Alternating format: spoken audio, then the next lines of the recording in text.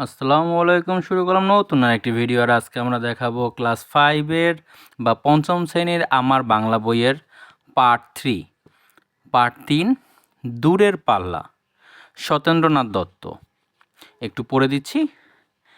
Sheep খান তিনদার তিনজন মাল্লা, চৌপর দিনভর দেয় দূর পাল্লা। পায়ময় ঝোপঝাড় জঙ্গল জঞ্জাল, জলময় শৈবাল পান্নার টাকশাল।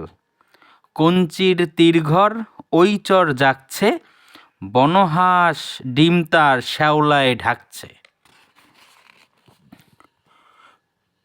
চুপ চুপ ওই ডুব দেয় পান কৌটি, দেয় ডুব টুপ টুপ ঘোমটার বউটি।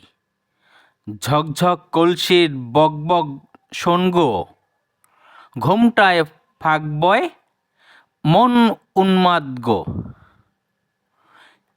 তিনদার সিপখান মন্থর যাচ্ছে, তিনজন মাল্লায় কোন গান গাচ্ছে। তো এখানে কিছু কিছু উচ্চারণে আমার সমস্যা হতে পারে, তারপরেও যদি হয় অবশ্যই কমেন্ট করবেন। আর এখানে আমি একটুখানি উচ্চারণগুলো আর একটু ক্লিয়ার করে দিচ্ছি, অর্থ জেনে নেই। এইটা ন আর নিচে হলো ম। উন্মন, উদাস বা আনমনা। চৌপর, চারপোহর বা সারাদিন। সিপ, সরু নৌকা। জঞ্জাল, আগাছা। টাকশাল, টাকা তৈরির কারখানা। তীরঘর, নদীর তীরের ঘর। দাঁড়, বৈঠা। দিনভর, সমস্ত দিন। পানকৌটি, পানকৌড়ি পাখি। পান্না, সবুজ রঙের দামি রত্ন।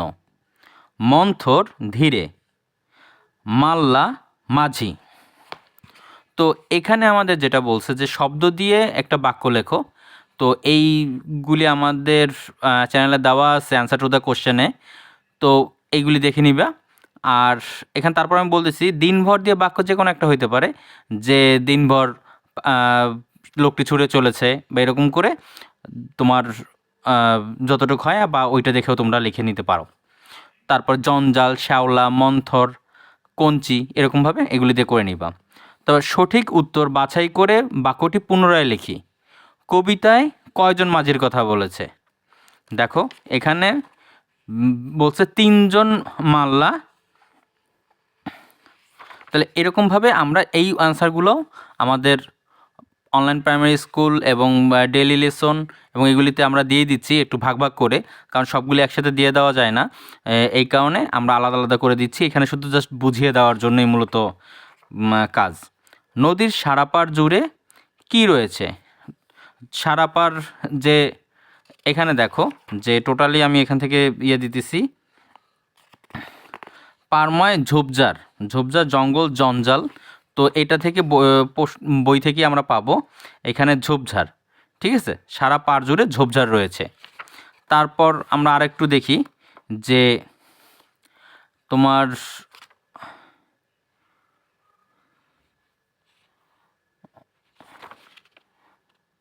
তারপরে আছে নদীর পানিতে কি ভাসছে।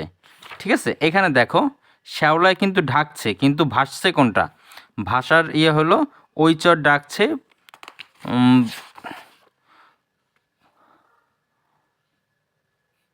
তোমার এখানে আসবে হলো